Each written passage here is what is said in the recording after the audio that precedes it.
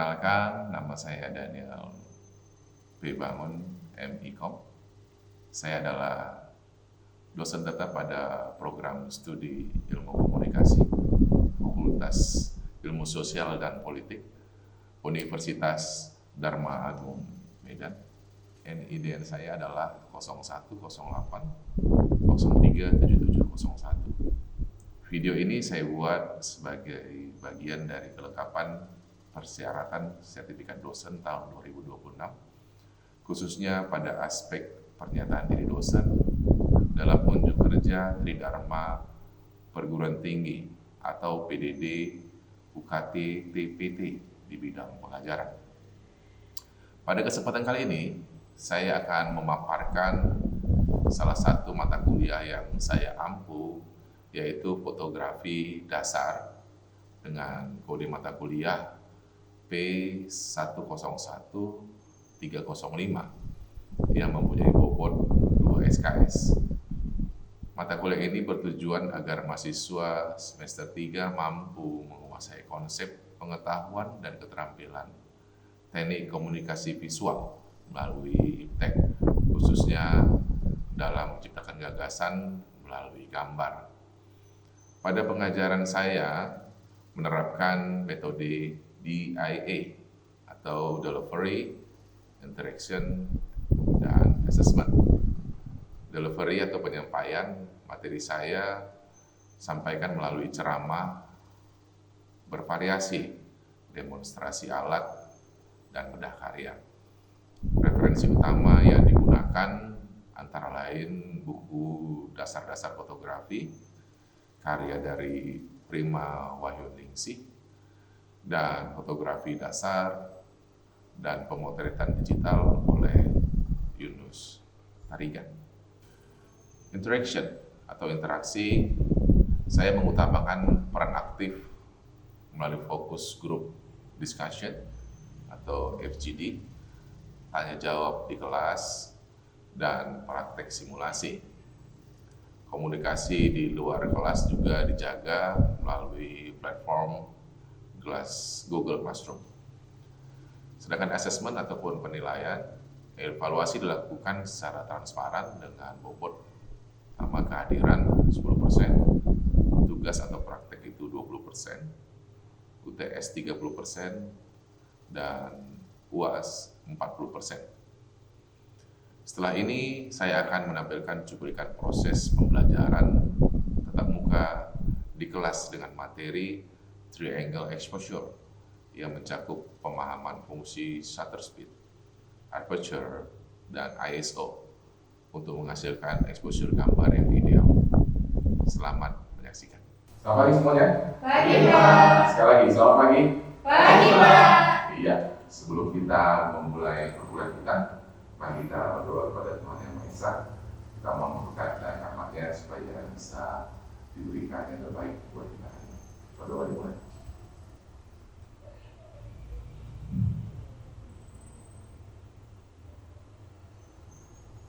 Selesai. Baik, kita akan masuk ke materi yang baru. Ya, sebelumnya minggu lalu saya sudah menjelaskan tentang bagaimana sih sebenarnya anatomi kamera. Ya, anatomi kamera ada semua, ada lensa, ada bodi kamera, ya. Semuanya sudah kita praktekkan. Nah, hari ini kita akan masuk ke materi yang baru. Bagaimana memposisikan kamera untuk mendapatkan sebuah objek hasil foto yang ideal. Ya, karena semua gambar ataupun foto itu mempunyai cerita, mempunyai suatu pesan yang bisa disampaikan oleh subjek kita ataupun orang yang melihat hasil karya kita. Dia bercerita bagaimana seorang yang mengambil objek melalui foto, maka dia menceritakan bagaimana narasi dalam hati seorang fotografer itu disampaikan kepada audiensnya, bagaimana sebuah gambar bercerita. Namun di dalam komposisinya ada 3 yang perlu diperhatikan. Maka hari ini kita belajar tentang fondasi. Ibarat sebuah rumah, maka yang terpenting adalah fondasinya. Tanpa fondasi yang kuat dan kokoh, maka sebuah rumah itu akan mudah mengguru dan tidak sesuai dengan ekspektasi kita. Baik, saya akan mulai. Namanya triangle exposure. Ya, triangle exposure itu bisa kita lihat di layar kita. Triangle itu artinya segitiga. Ya, sebuah segitiga yang saling berhubungan. Ini adalah dasar dan fondasi dari setiap fotografer ataupun setiap orang-orang yang di bidang seni yang mau berkecimpung di bidang fotografi. Kita lanjut. Saya akan berikan stimulus di sini. Ya. Di barat sebuah ruangan, di sini ruangan kita ada horden ya, ada tirai begitu kira-kira. Nah, stimulusnya kira-kira kalau misalnya horden ini saya buka selebar-lebarnya, kira-kira bagaimana keadaan ruangan kita saat ini? Terang dan terkadang berlebihan ya. Nah, kalau saya tutup setengah, kira-kira bagaimana keadaan ruangan kita? Sebagian mendapat terang, sebagian mendapat gelap. Yang pasti kondisinya tidak sama seperti kalau kita buka semua, dan dia akan lebih sedikit cahaya yang akan masuk. Oke. Nah, kalau posisinya misalnya saya tutup semuanya, kira-kira kondisi di ruangan kita ini semakin terang atau semakin gelap? Baik. Nah, kita sudah dapat stimulusnya, sudah dapat gambarannya. Kira-kira bagaimana sih sebenarnya triangle exposure? Triangle exposure ini seperti kita membuka tirai di ruangan ini. Makin besar kita buka, maka cahaya yang masuk akan semakin banyak. Oke. Semakin sedikit kita buka jendelanya, tirainya kita tutup setengah misalnya, maka cahaya yang akan masuk ke dalam ruangan akan semakin berkurang. Begitu juga seterusnya, apabila tirai tadi saya tutup dengan penuh, saya tutup semuanya, maka cahaya yang masuk akan semakin minim. Kamera adalah menggambar melalui cahaya. Kalau dulu kita SMA, mungkin SD, SMP, kita menggambar melalui pensil ataupun pen atau spidol, maka kamera ini pada hakikatnya dia menggambar melalui cahaya. Semakin baik ideal cahaya yang masuk ke dalam kamera, makin baiklah hasil gambarnya. Itu adalah fondasinya. Bagaimana bisa kita mengatur komposisi sebuah objek gambar itu semakin baik? Maka kita akan belajar masuk kepada triangle exposure. Apa itu triangle exposure? Ya, triangle exposure adalah segitiga exposure, istilah dari 3 elemen dasar untuk exposure fotografi. Ya, dan 3 elemen ini disebut dengan aperture, ya, shutter speed, dan yang ketiga ISO. Ya, yang pertama aperture, yang kedua shutter speed, dan ketiga ISO. Oke, apa ketiga elemen ini? Apakah dia ini adalah cemilan? Apakah dia ini makanan kecil? Mungkin kita semuanya apa itu Pak ya? Mungkin terdengar aneh ataupun asik. Mari kita sama-sama pelajarinya. Baik, selanjutnya, apa fungsi dari triangle ini? Ya, triangle exposure ini berfungsi untuk menghasilkan gambar yang seimbang dan teratur. Ya, terdapat 3 elemen yang saling bekerja sama dalam mempengaruhi proses masuknya paparan cahaya ke dalam kamera. Seperti saya bilang tadi, kita menggambar melalui cahaya. Itu menjadi fondasinya. Kita harus mengerti akan hal itu. Ya, kita menggambar ini melalui cahaya kalau menggunakan kamera. Oke, pengaturan aperture, shutter speed, dan ISO harus dipilih dengan cermat untuk mencapai hasil yang terbaik. Saya lanjut. Nah, kita nampak di depan segitiga triangle exposure. Ya, paling dasar segitiganya itu adalah namanya shutter speed. Oke, yang sebelah kanan itu ada ISO. Ya, yang sebelah kiri itu namanya aperture. Nah, di situ bisa kita lihat gambarnya. Ada shutter speed. Nah, shutter speed ini ada satuannya 1/1000 sama 1/60. Itu nama satuannya. Nah, shutter speed nanti kita bisa saya jelaskan satu persatu. Nah, ada gambar seorang anak membawa bola basket di sana. Ya, kita lihat perbedaan antara 1/1000 dengan 1/60 itu apa perbedaannya? Yang 1/1000 gambarnya dari jelas, angka yang 1/60 atau bukan? Good. Nah, kalau orang main basket tadi bergerak toh, sport gitu. Nah, untuk mengambil gambar objek yang bergerak, maka kita memerlukan kecepatan kamera yang juga cukup cepat. Maksudnya apa? 1/1000 frame kita mengambil gambar objek yang orang bergerak tadi itu bisa menjadi freeze atau membeku. Nanti bisa kita sama-sama melihat bagaimana kita memfoto misalnya kipas ini yang bergerak menjadi beku. Ya, gitu. Nah, kalau untuk kita mengambil gambar orang bergerak di satuan 1/60 frame, maka dia akan lebih ngeblur. Karena apa? Karena kecepatan kameranya tidak mengimbangi kecepatan objeknya.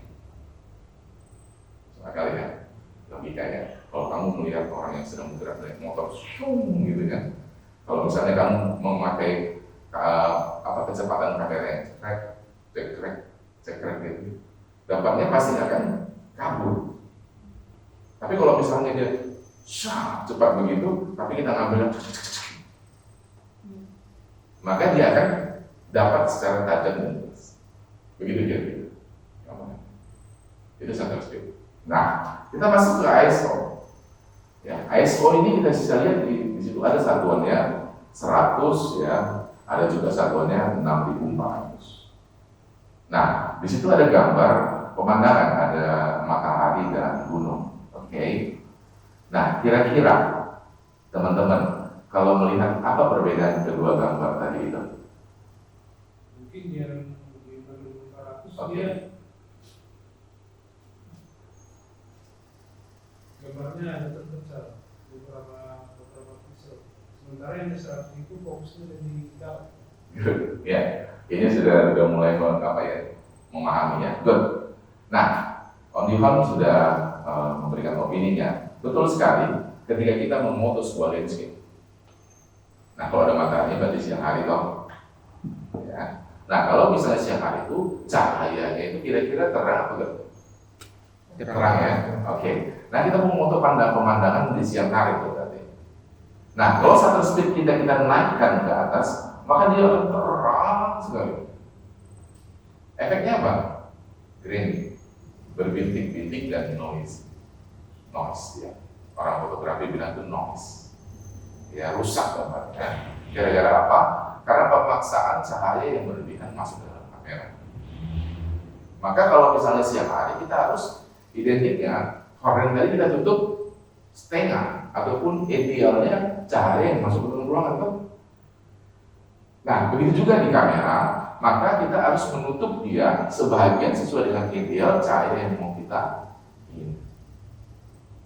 Nah, berarti dia diturunkan ke 100 misalnya, dia sehingga menghasilkan objek gambar yang ideal. Gitu. Ya. Itu logikanya. Oke, kalau di sini sudah paham, kita masuk ke aperture. Ya, aperture atau diafragma. Dia ini bekerja di lensa.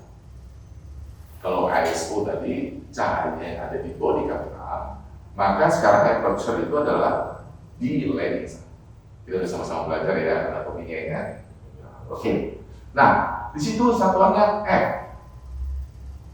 Ya, F-nya ada yang 22, ada yang 2,8. Nah, teman-teman, kalau melihat kedua gambar yang lihat di depan ini, kira-kira apa perbedaannya dari pemandangan dan ada di situ objek yang namanya pohon cemara. Oke, kira-kira ada yang memberikan opini? Kalau perbedaan di antara dua gambar tersebut sih Pak, yang di F/22 dia semua objek itu udah terlihat Pak, dari matahari, gunung sama pohon cemaranya. Sedangkan yang F/2,8 dia cuma berfokus sama satu objek aja yang di Cemara, jadi yang di belakangnya bokeh Pak. Oke, good. Ya, Suryati. Ya, baik sekali. Ya, mungkin sudah memahaminya. Benar sekali. Kalau kita mau menghasilkan cahaya gambar yang punya kejelasan yang menyeluruh di dalam sebuah objek gambar, maka ruang tajam dibilang, ruang tajam di dalam sebuah objek gambar, maka F yang dimaksud adalah jendela di dalam lensa itu kita kecilkan. Nah, 22 itu kecil kalau aperture. Kalau 2,8 dibesarkan, kebalikan. Oke. Makanya kalau misalnya kita memfoto landscape dan semuanya menjadi tajam, maka yang namanya F-nya, aperture-nya itu harus dikecilkan. Ya, satuannya misalnya F-nya per 22, tergantung kemampuan lensa kita. Oke. Nah, kalau misalnya kita besarin ini, gimana Pak? Kita besarin, memang objek tajamnya akan semakin berkurang. Cuman satu objek yang ada di gambar tadi akan menjadi sangat tajam. Namanya foto bokeh. Ya, kalau kalian mau menghasilkan foto bokeh, maka F-nya dibesarin. Ya, kalau makin singgah latar belakang menjadi nol. Oke, kira-kira di sini ada saya jelasin segitiga exposure. Nah, bergeraknya di dalam operasionalnya nanti itu berlawanan dengan arus jam. Oke, jam itu bergeraknya kan dari kiri ke kanan ya. Jam 1, jam 2, jam 3. Nah, kalau yang namanya triangle exposure dia bergeraknya melawan arah jarum jam. Kalau makin ke kanan, makin kecil shutter speed kamu, maka yang namanya ISO-nya harus diperbesar. Begitu juga F-nya berarti harus diperkecil. Dia begini bergeraknya. Oke. Ya, begitu juga misalnya kamu di posisi 1000, berarti yang namanya ISO-nya harus dikecilkan. Begitu juga dengan aperture-nya harus digedein. Dia akan bergerak seperti itu. Ya, melawan arus jarum jam. Oke, sampai di sini ada pertanyaan. Oke, silakan kasih silakan. Oke, terima kasih Pak. Saya punya pertanyaan di bagian sensitif Pak. Kita bagaimana cara kita mengambil sebuah gambar objek yang bergerak, terutama pada malam hari? Baik, good. Pertanyaan sangat bagus itu tadi. Ya. Nah, pertanyaan dari Rapan, bagaimana ya kita mengambil sebuah objek yang bergerak, namun di dalam low light ataupun di dalam cahaya yang rendah? Logikanya, kita perhatikan di depan. Makanya kalau kita yang sedang bergerak, berarti shutter speed-nya harus kita gedein supaya dia menghasilkan gambar yang itu orang yang lagi bawa bola basket tadi itu menjadi freeze. Oke, dia bergerak. Nah, kalau dia bergerak ke kiri, maka yang lain itu bergerak ke. Maka ISO-nya harus kita kecilin supaya cahaya yang masuk ke kamera semakin kecil karena shutter speed-nya sudah dikecilin. Nah, bagaimana dengan F-nya, aperture-nya? Maka dia akan bergerak semakin membesar karena dia harus membuka jendela lebar-lebar karena cahaya sedang rendah malam hari. Ya, logikanya Pak ya. Jadi gampang sih sebenarnya untuk mempelajarinya, logikanya melawan arah jarum. Nah, jadi sehingga nanti kita bisa sama-sama kita praktekkan kebetulan setiap hari ya.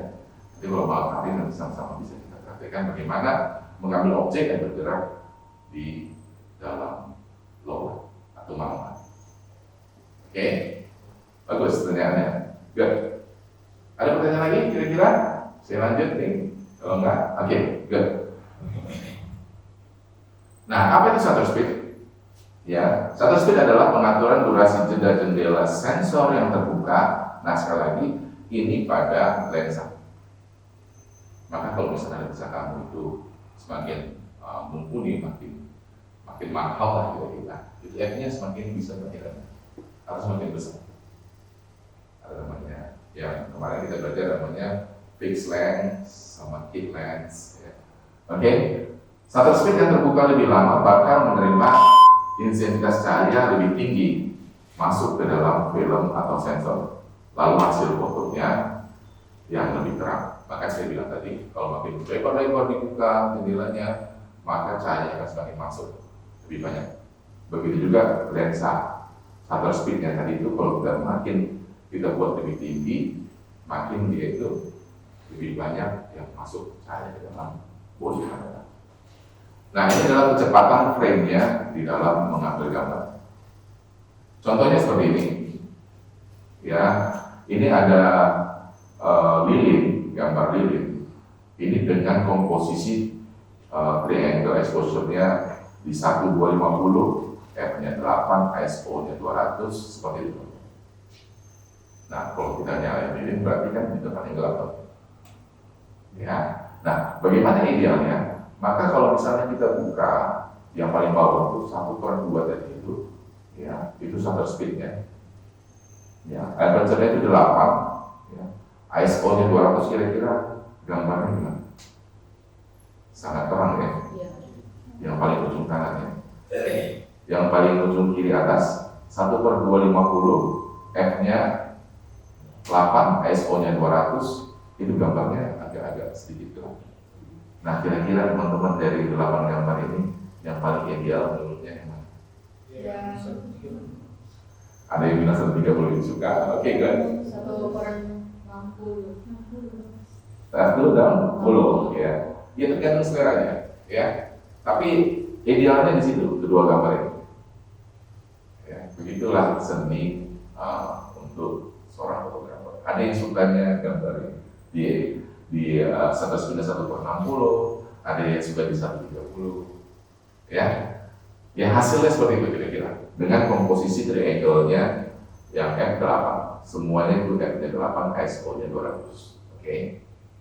Itu tetap fix dia di F-nya, di aperture-nya dan ISO-nya, tetapi di shutter speed-nya berubah-ubah. Dia terdapat. Oke, itu efeknya. Kita akan masuk kembali, lanjut. Ya, ini kalau kita shutter speed-nya yang ditanya kapan tadi di dalam low light, ya, objeknya bergerak, itu ada kipas, gitu ya. Nah, ketika kita mau memfoto di shutter speed yang rendah, dia objeknya akan ngebul. Ya, tapi bagaimana Pak kita foto di dalam low light dan objeknya bergerak? Kita besar shutter speed-nya, maka dia 1/1000, maka dia akan menjadi bunyi seperti ini. Ya. Itu untuk shutter speed-nya. Nah, saya lanjut kepada diafragma atau aperture. Ya. Aperture itu adalah merupakan bukaan diafragma pada sensor kamera. Semakin diafragma terbuka lebar, maka akan semakin banyak cahaya yang masuk, sehingga mampu mengejar gambar dengan pencahayaan cukup. Setiap kamera memiliki ambang bukaan diafragma yang berbeda-beda. Ya, nah kalau misalnya kita ngambil yang namanya fixed lens, itu biasanya F-nya itu gede-gede, 1,2, 1,4, 1,8.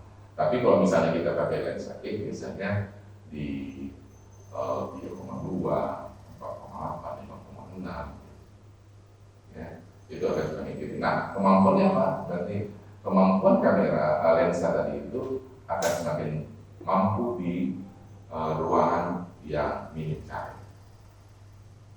Oke. Nah, aperture juga mempengaruhi ruang tajam pada foto bukaan diafragma kecil atau angka besar. Saya bilang tadi kalau dia makin kecil, dia makin besar. Oke. Akan menghasilkan ruang tajam yang luas. Itu namanya yang bokeh tadi. Ruang tajam yang luas di dalam sebuah objek foto. Kalau kamu gedein yang namanya aperture, maka semua tajam. Tapi kalau misalnya kamu besarin terus yang namanya F-nya di cahaya yang ideal, maka dia bilang kamu akan bokeh. Akan nunggu. Oke, itu maksudnya. Saya lanjut. Ini dia, ya cahayanya tadi F tadi di 16 itu nampak jendela kecil ya. F 1,4 jendelanya gede. Dari ya, sampai ya.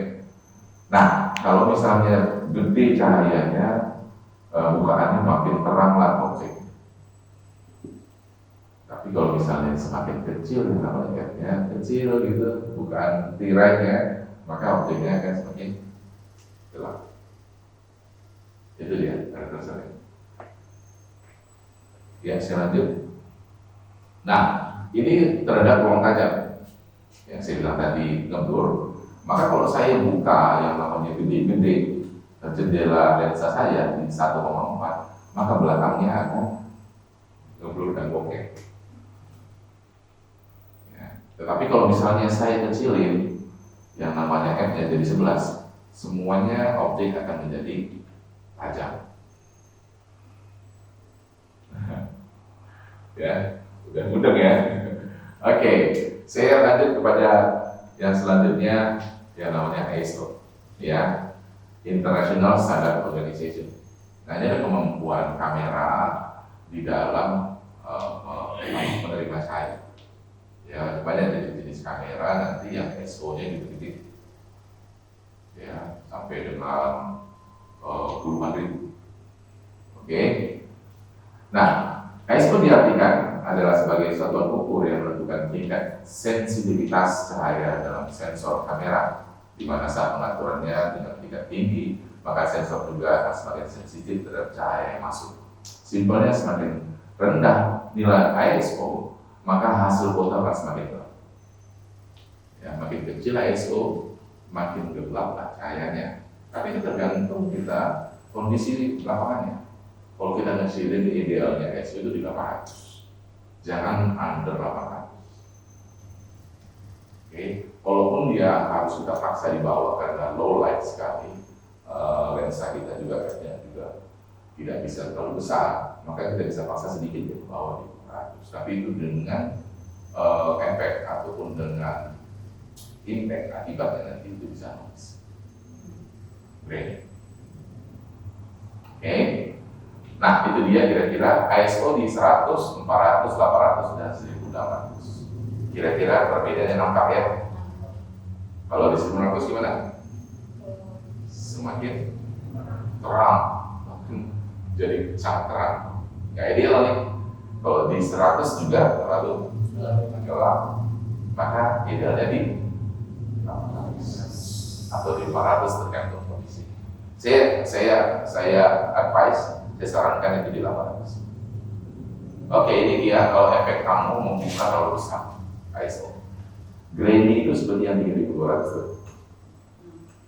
Pernah lihat gambar seperti itu? Nah ya, itu karena paksa ISO-nya. Karena apa? Kondisinya gelap. Gitu. Tapi kalaupun kita buka di 80 misalnya, itu juga bisa terlalu gelap. Kita di ruang gelap, bayangin kita gelapin lagi kamera kita, nggak nampak apa-apa. Begitu. Nah, idealnya di 800 sampai 1600. Ya, pembukaan ISO-nya itu di 800 di 1600. Walaupun nanti tergantung kamu mengatur free angle exposure kamu, aperture, dan namanya juga shutter speed. Itu tergantung juga. Oke, baik. Kira-kira dari 3 ini ada yang mau bertanya dari aperture, shutter speed, atau ISO? Semuanya ngerti ya? Oke, saya akan kasih contoh case. Ya, ya. Ini namanya ada istilah kalau di dalam kamera nanti ada indikatornya itu 2, di tengah itu ideal dan -2 itu decrease. Itu ada detektor pengukuran keadilan sebuah gambar di dalam kamera. Maka kalau kamu atur atas shutter speed-nya ataupun ISO-nya, nanti dia itu bergerak tuh. Kalau dia itu terlalu gede, namanya increase exposure, itu dia akan menuju ke arah positif ke atas. Itu juga nggak ideal. Maka idealnya adalah standar exposure kamu tepat dari tengah-tengah nanti indikatornya. Ya, ataupun dia nanti kamu decrease exposure, kamu bisa geser ISO-nya makin gede, terus shutter speed-nya juga kamu gedein, dia akan menuju ke arah minus nih. Karena apa? Terlalu gelap. Apa lagi yang diatur ya? Apa lagi yang diatur dia? Gitu.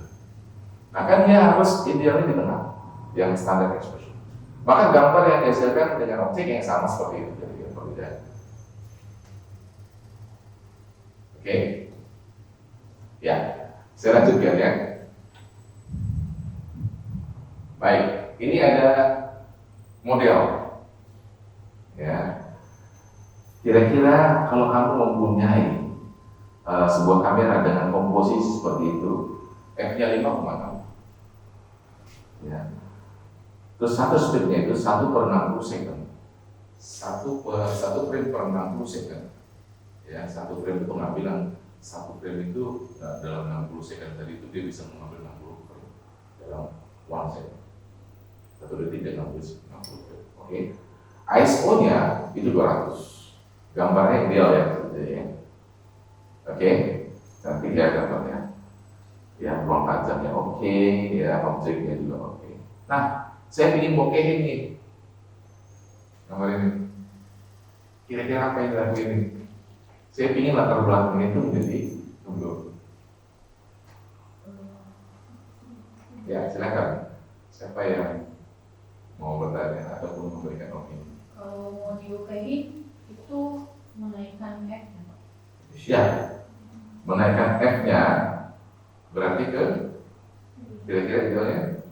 Ke Baik, 2,8. 2,8. Oke, good. 2,8 itu opini pertama. Ada yang mau nambahin lagi? Berarti shutter speed-nya berapa ya?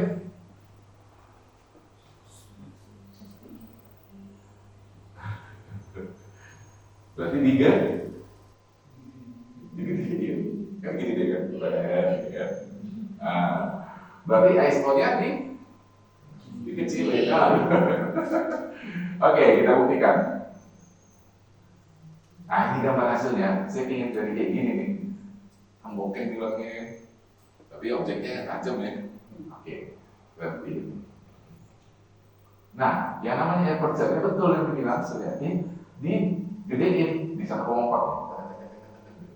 Dan ini yang 5,6 tadi digedein di 1,2.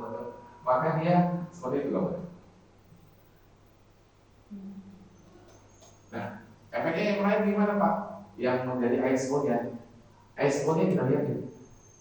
Shutter speed-nya bagaimana nih? Shutter speed-nya kita gedein kan tadi. Maka teman-teman sampai 1/1000 maka gambar seperti ini. Ya, nanti kita sama-sama pakai. Nah, saya satu contoh case. Nah, ini ada gambarnya, pemandangan landscape kota di malam hari di lowlight nih seperti yang tadi sama Rapan tadi. Oke. Kita komposisinya di F-nya itu ada 4 ya. 1/15 second itu adalah shutter speed-nya. SO-nya itu ada di 100. Oke. Ya. Saya ingin dia gambarnya seperti ini deh. Keren ya? Gambarnya macam laser ya. Kira-kira apa yang mau dilakuin ini? Shutter speed-nya diturunin, Pak. Shutter speed-nya diturunin, good. Terus berarti bergerak terus ke malah arah Ya, dari ISO-nya ditambahin. tambahin aperture-nya Aperture-nya dikurangi. Dikurangi. Kita lihat nih, bener nggak opini Suryati?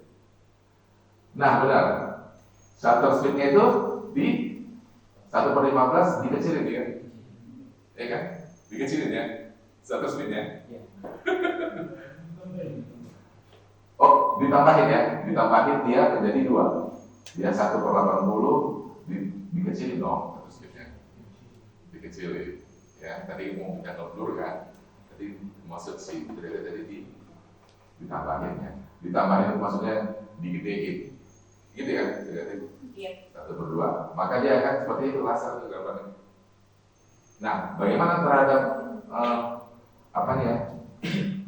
Aperture-nya. Maka aperture-nya itu harus dikecil, benar. Ya, per 32. Maka hasilnya seperti itu. Ya, kira-kira teman-teman sudah mudah ya. Nah, sekarang kita mau praktekin nih pakai kamera. Ya, saya ingin tantang kalian. Bagaimana sih kira-kira kalau ISO-nya itu saya gedein? Nah, kita sama-sama bisa mengoperasikan kamera tadi itu. Apa sih efeknya kalau saya ISO-nya itu saya gedein? Kira-kira siapa yang mau jadi volunteer ataupun menjadi? Ya, silakan Suryati untuk mempraktekkan kira-kira gimana. Oke, dari sini aja. Kameranya coba.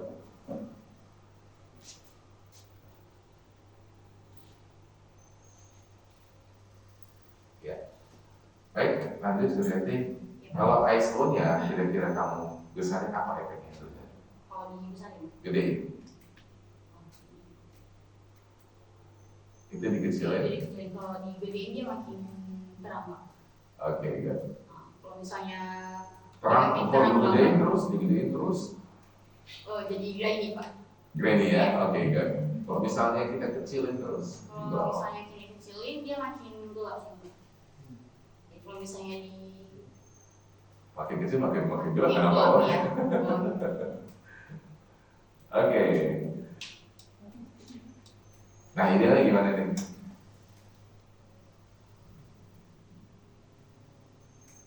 Berarti di Kalau sih kalau di bawahnya kayak di 200. 200 ya. Kok coba dinaikin di 800? 100 itu 800. belum. Terlalu gelap ya. Ya, Nah, berarti kalau ISO-nya di ruangan ini 800 terlalu gelap. Berarti kita harus setting namanya shutter speed-nya dan aperture-nya. Oke, terima kasih Suryati. Oke. Dengan tepuk tangan buat teman kita. Ya, baik teman-teman, kita sudah melihat bagaimana komposisi kamera itu menghasilkan sebuah gambar yang ideal. Ada 3 fondasinya, itu adalah shutter speed, ISO, dan aperture. Ya, itu menjadi fondasi seorang fotografer. Seorang mahasiswa komunikasi juga harus mengerti akan hal ini, karena sekarang akan bisa jadi fotografer, ya, bisa jadi entrepreneurship, kalian bisa upload di media sosial, ya, bisa upload di kalian jual gambar kalian, ya, dengan dengan pesan yang mendalam, dengan pesan yang sangat baik sehingga kita bisa mempengaruhi orang bagaimana sih seni bergambar. Begitu juga kalau kalian menjadi jurnalis, ya kan kalian juga harus mengambil gambar toh, ya. Misalnya untuk menyusun jurnal ini apa namanya? Misalnya suatu kejadian juga harus ada gambarnya, video yang begini. Oke, nah itu mungkin kuliah kita hari ini. Kita minggu depan akan jumpa lagi ya dengan teknik angle atau sudut pengambilan gambar. Ya, jadi kita terus menjadi kepada pencahayaan juga. Oke, kira-kira ada yang mau bertanya di sebelum sesi ini diakhiri? semua sih, Pak. Paham ya? Good. Kiranya ilmu yang bisa kita terima ini bisa kita praktekkan dalam kehidupan kita sehari-hari. Oke, sebelum kita mengakhiri, kita berdoa dulu keyakinan dan kita masing-masing. Doa dimulai.